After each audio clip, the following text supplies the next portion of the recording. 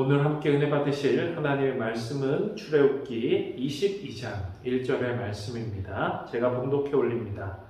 사람이 소나 양을 도둑질하여 잡거나 팔면 그는 소 한 마리에 소 5마리로 갚고 양 한 마리에 양 4마리로 갚을지니라. 아멘. 오늘은 출애굽기 22장 말씀을 함께 보며 하나님께 은혜 받는 시간이 되시기를 주님의 이름으로 소망합니다. 오늘 함께 보신 출애굽기 22장 말씀은요, 배상에 관한 법을 다루고 있습니다. 오늘 본문 1절 말씀을 방금 보았지만 다시 한번 읽기 원합니다. 사람이 소나 양을 도둑질하여 잡거나 팔면 그는 소 한 마리에 소 5마리로 갚고 양 한 마리에 양 4마리로 갚을지니라. 여러분, 물론 남의 것을 훔치는 이 도둑질은 나쁜 행동임에 틀림이 없습니다. 하지만 현재 우리가 살고 있는 이 세상 가운데에 이 절도라는 범죄는 그렇게 크게 중대한 범죄다라고는 생각되고 느껴지지 않는 것 같습니다. 어떻게 보면 그것이 요즘의 현실인 것 같은데, 왜냐하면 더 잔인하고 무서운 범죄들이, 아니 상상도 하기 힘든 비인간적인 범죄들이 너무도 많이 일어나고 있기 때문입니다. 그래서 어떻게 보면 이 비교급으로 이 절도와 같은 것은 옛날 아이들이 시골에서 했던 서리와 같이 조금은 좀 얕게, 좀 하찮게 느껴지기도 합니다. 그런데 방금 보신 오늘 본문의 내용을 보면 성경은 도둑질을 그렇게 생각하고 있지는 않은 것 같습니다. 소를 훔치면 5배를 보상해야 되고요, 양을 훔치면 4배를 보상해야 됩니다. 여러분 어떻습니까? 이게 좀 과하다라고 생각되지는 않으십니까? 지금도 도둑질을 하다 걸리면 물론 벌을 받죠. 하지만 이 정도는 아닙니다. 여러분, 물론 도둑질이라는 것이 틀림없는 범죄이기에 그냥 손해난 부분만 배상한다는 것은 정당하지 않습니다. 그런데 그렇다고 해서 2배도 아니라 4배나 5배를 보상을 해야 된다는 것, 이것은 조금 가혹한 처사가 아닐까, 이렇게도 한번 생각을 해봅니다. 그렇다면 오늘 말씀은 왜 이렇게 도둑질에 대해서 엄격한 기준을 두고 처벌해야 된다라고 이야기하고 있는 것일까요? 그것은 이 도둑질이요, 그냥 단순한 충동에 의한 범죄가 아닐 가능성이 크기 때문입니다.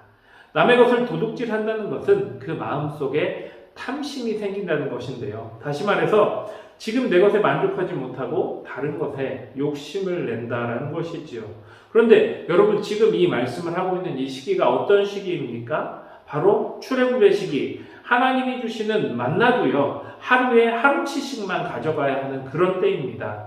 왜입니까? 하루하루 만나를 거두면서 하루하루 하나님만 의지하며 살아나가야 되는 시기이기 때문입니다. 여러분, 그렇습니다. 하나님만 바라보고 하나님으로만 만족함을 가르치는 바로 이 시기에 탐심은요, 하나님을 바라보는 게 아니라 남의 물건을 욕심내고 그 안에서 행복을 찾아내는 그런 행동이기 때문입니다. 오늘 본문 4절 말씀을 우리 함께 보기 원합니다. 도둑질하는 것이 살아 그의 손에 있으면 소나 낙이나 양을 막론하고 갑절을 배상할지니라. 여러분, 이것은 또 무슨 말입니까? 같은 도둑질을 할지라도 방금 전에 말씀드린 것처럼 계획된 탐심에 의한 도둑질이 아니라 진짜 그냥 순간적인 충동에 의한 도둑질이라면, 그래서 그 가축을 아직 팔아 넘기지도 않았고 그 가축이 죽지도 않았다면 그 배상이 4배나 5배가 아니라 갑절만 배상을 하면 된다고 본문은 그렇게 이야기하고 있는 것입니다. 그만큼 남의 것을 탐내어서 도둑질한다는 것은 그 자체만으로도 나쁜 일이기는 하지만, 그것보다 더 위험한 것은 하나님이 주시는 은혜를 바라보면서 그 은혜에 만족하면서 사는 게 아니라 저 물건이 내 것이 되면, 내가 더 부자가 되면 하나님이 아니어도 행복해질 수 있지 않을까, 이렇게 마음먹을 수 있는 탐심, 바로 물질이 우상이 되어서 하나님과 멀어지게 만드는 그 탐심을 반드시 경계하라라는 뜻이라는 것입니다. 우리 마지막으로 오늘 본문의 2절과 3절 말씀을 다시 한번 보기 원합니다. 제가 읽어드리겠습니다. 도둑이 뚫고 들어오는 것을 보고 그를 쳐 죽이면 피 흘린 죄가 없으나 해 돋은 후에는 피 흘린 죄가 있으리라. 도둑은 반드시 배상할 것이나 배상할 것이 없으면 그 몸을 팔아 그 도둑질한 것을 배상할 것이요. 여러분, 이 본문, 방금 보신 이 본문을 보면요, 물질 문제와 생명에 관한 관계가 잘 나와 있습니다. 밤에 들어오는 도둑은 죽여도 죄가 되지가 않습니다.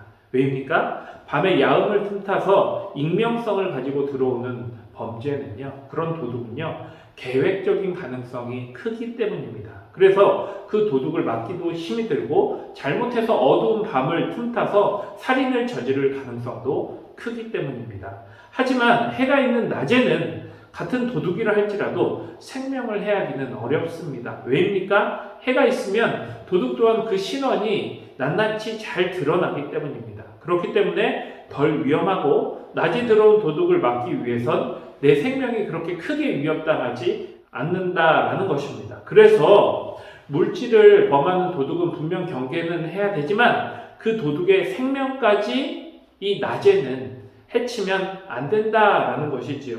무슨 말입니까? 다시 말해서 내 생명이 위협될 때에는 도둑의 생명까지 보장할 수는 없지만 내 생명이 위협되지 않는 상황에서는 도둑이라 할지라도 그 생명을 해할 수 없다라는 것입니다. 여러분, 이렇게 물질의 문제는 생명의 문제보다 더 중요하지는 않다라고 말하고 있는 것인데요. 하지만 그래서 물질의 문제를 우리가 쉽게 넘겨버릴 수 있습니까? 우리 다시 한번 3절을 볼까요? 3절 말씀을 보면 해 돋은 후에는 피 흘린 죄가 있으리라. 도둑은 반드시 배상할 것이나 배상할 것이 없으면 그 몸을 팔아 도둑질한 것을 배상할 것이요. 여러분, 결국에 그것을 간과해서 도둑질하다가 걸리면 어떻게 됩니까? 물론 이 도둑질이 생명의 문제보다는 약한 문제이기는 하나, 이 도둑질을 잘못해서 내가 배상할 게 없으면 내 인생 자체가 뭐가 되는 것입니까? 종이 되는 것입니다. 그 문제를 간과해버리면 우리의 삶 전체가 종의 삶을 살 수 있다라는 것입니다. 그래서 오늘 본문은 이렇게 탐심에 대해서 경계하고 있는 것입니다. 그러므로 오늘 하루도 우리가 그 탐심을 경계하는 하루가 되기를 원합니다. 오직 그리스도인들에게 만족은요, 하나님 뿐임을 우리가 다시 한번 되새겨 보시길 바랍니다. 그리고 그 하나님께서 주시는 은혜로 말미암아 오늘 하루도 오직 그 은혜로만 만족하고 기뻐할 수 있는 그런 저와 여러분들이 되시기를 주님의 이름으로 축원합니다. 우리 함께 기도하겠습니다.